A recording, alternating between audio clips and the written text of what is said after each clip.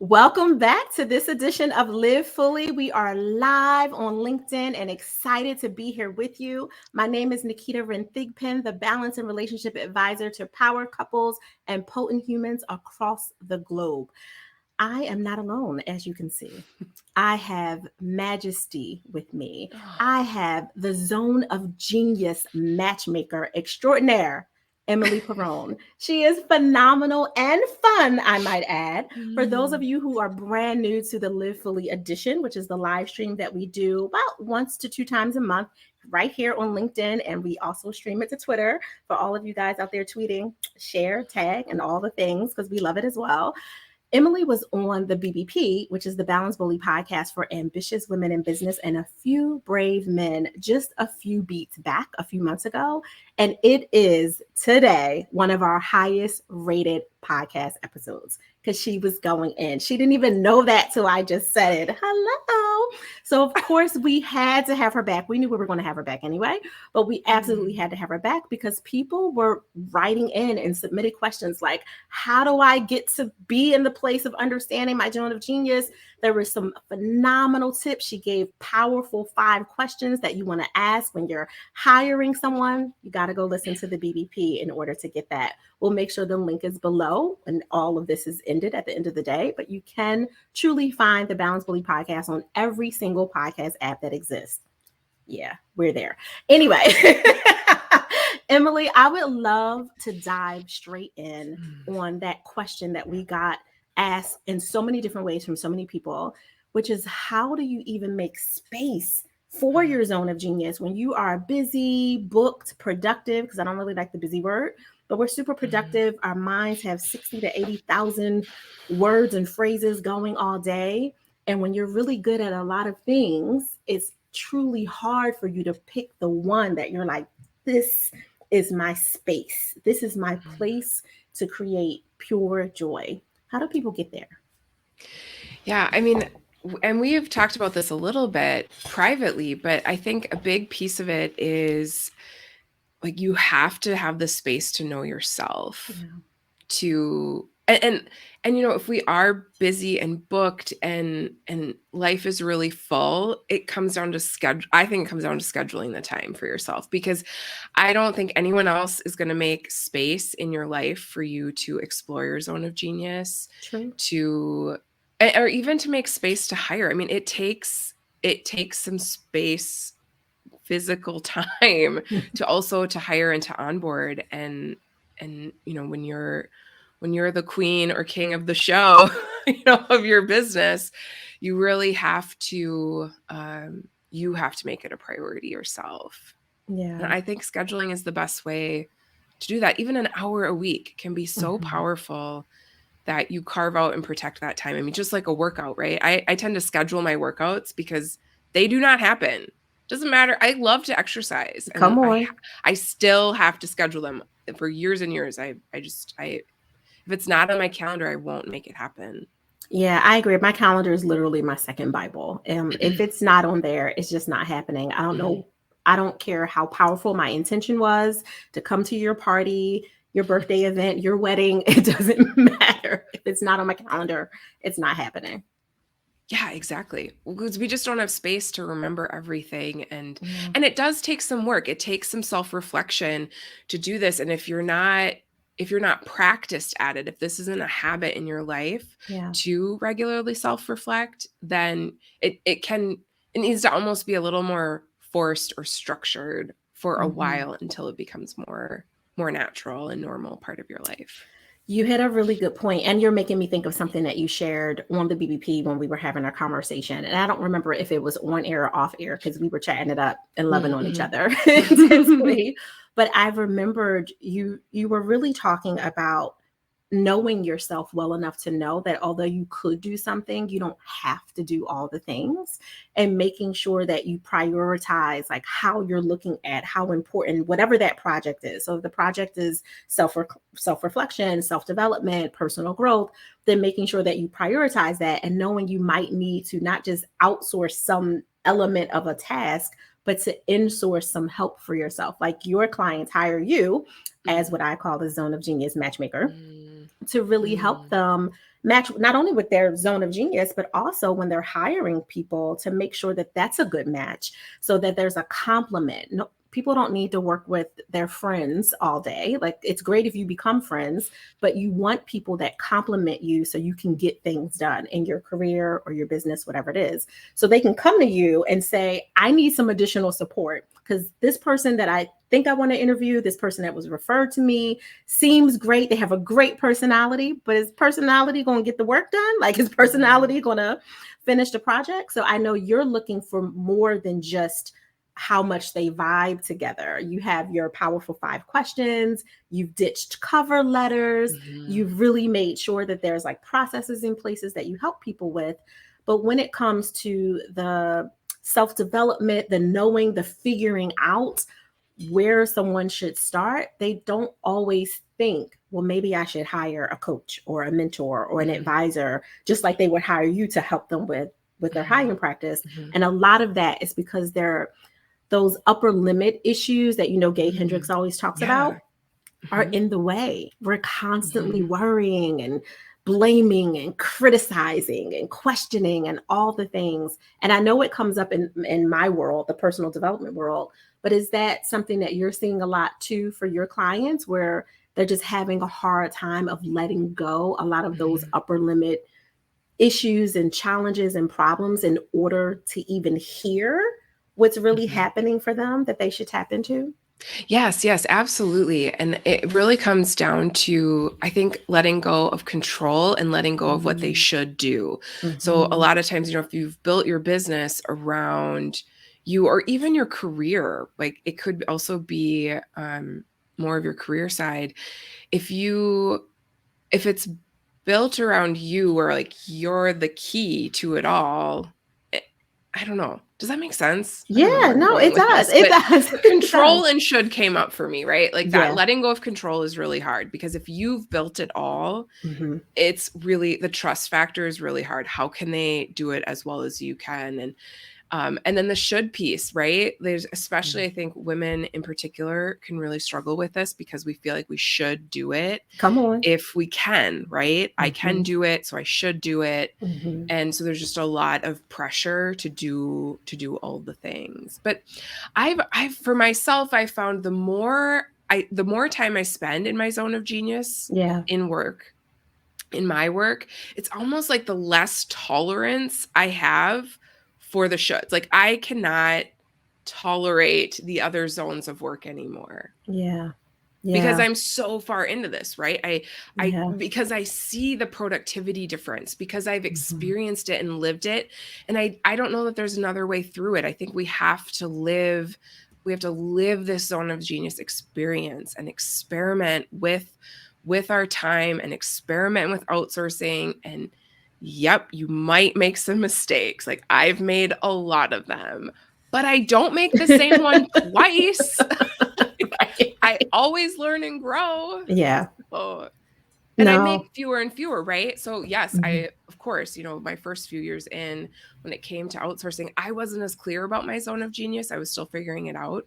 And so, yeah, I did make some more mistakes, or I hired people that were too close to me, or, I outsourced some things that I loved in my business. And, I do work with a lot of food bloggers, and that's always one of the, like, if they outsource recipe development, or if they outsource the photography, the things they really love, they really each individually have to explore the right balance for them. Yeah, I love that you're basically tapping into what I call wearing your CAP, CAP, which is your curiosity, adventure, and play. Be curious. Like that's the only way that you're going to figure out the figure outables, as Marie Forleo would say. I would love to say I made that word up, but I didn't. I make up lots of words, but that wasn't one of them. But being curious, to your point, is the exploring. Like, let's see, does outsourcing the recipe development work, or do I want to play with the recipes and do it, but then I want someone to play with alternatives to that? I'm using regular flour, I want someone else to play with using gluten-free flour, or whatever. Like what feels good for you, and you won't know until you try it. But then here comes what I feel is a form of bondage. I know that I was bonded by this very thing. I consider myself a reformed perfectionists, because I do feel like perfectionism, although it can serve you when you have deadlines and projects and things, it really is a form of bondage on so many ways. And when you're a perfectionist, you're afraid to play. You're afraid to be curious, because in that, you know that curiosity means that you're doing something you've never done before. You most likely won't be perfect at doing something you've never done before, at least not the first dozen times. And for a lot of ambitious women, and I know we have some brave men that are also tapping in to Live Fully live and on replay today as well.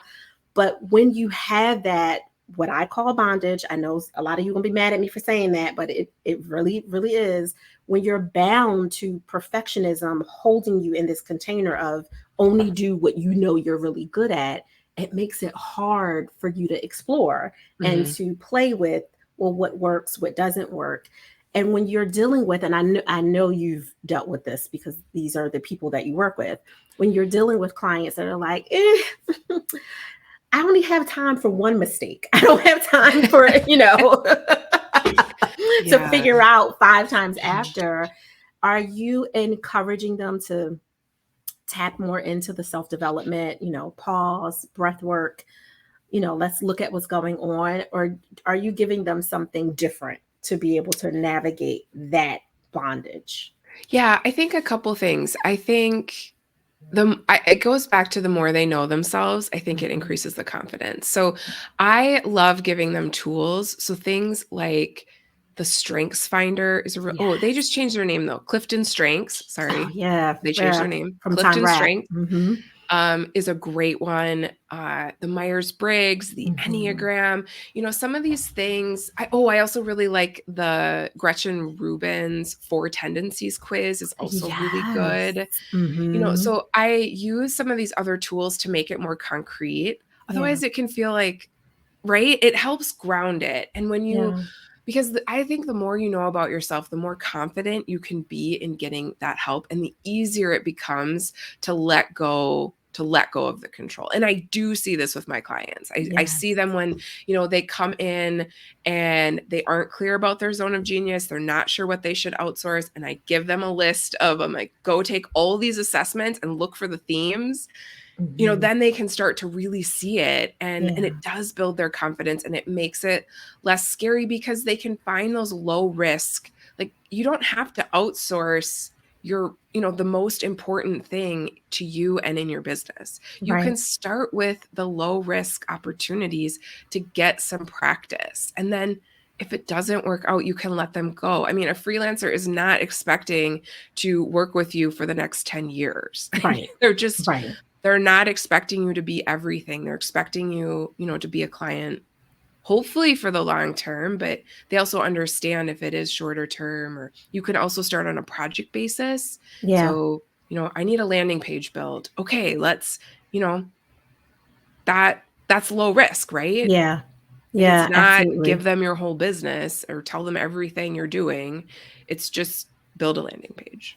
I love that you said that, Emily, because there's so many nuggets buried in everything that you said. But the one that I think I'll just highlight the most is take a project. Just take a project. We are all project managers in our own way. Like, some are professional project managers, but then all of us are project managing our life and, whatever area of work that we work in.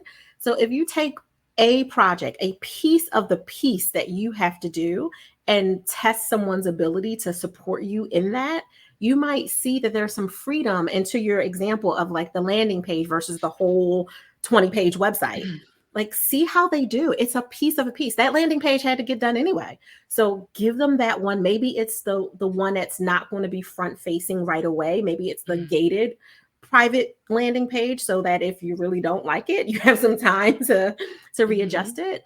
But just taking a chance on you is what I heard. I'm always hearing things when we speak. I know it came up a lot in BBP. I'm like, I heard you say alignment after everything you said, because you were like hitting all these very serious points.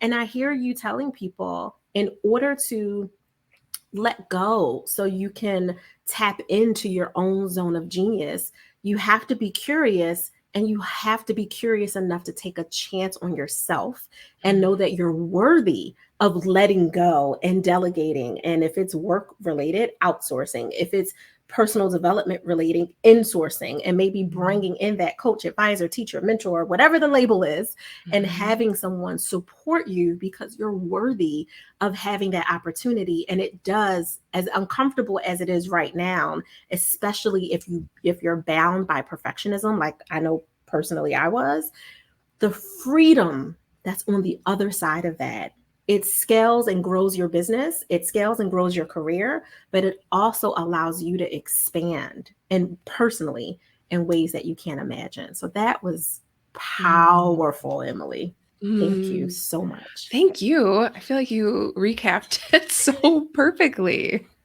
I'm like rain woman inside my head, but I appreciate you so much. And I would love, before we go, if you could just share with people where they should go to find you and to play with Emily Perron. Yeah. So the best place to find me, I spend the most time on Instagram. So I'm at emily.perron. And then I also have the Zone of Genius workbook. So emilyperron.com/ZOG. If you want to grab the reflection questions that will help you get started in this process, you can grab them there. Yeah, that's perfect. We'll make sure all the links are below as well. Perfect. You are a gift. I say it to you every single time we talk, on air and off air. You are amazing. And I'm so grateful with your very robust and productive schedule that you were able to take out this time and help everyone that's listening to this live fully just a little bit more. Yeah, thank you again, Naketa. I reflect the same to you. I am truly so blessed to know you and to call you a friend. So thank you for this opportunity. So awesome. All right, everybody. There we go. Short and sweet and to the point, a little bit longer than normal, but I mean, how could we not? It was about you and your zone of genius so you could live fully, right? All right. For everyone who's brand new to this edition, this live stream, we do this usually the first and second Wednesday of the month at noon Eastern, but always feel free to check out the replay here and on YouTube. Everything you need will be below. No need to give you a bunch of links right off the bat.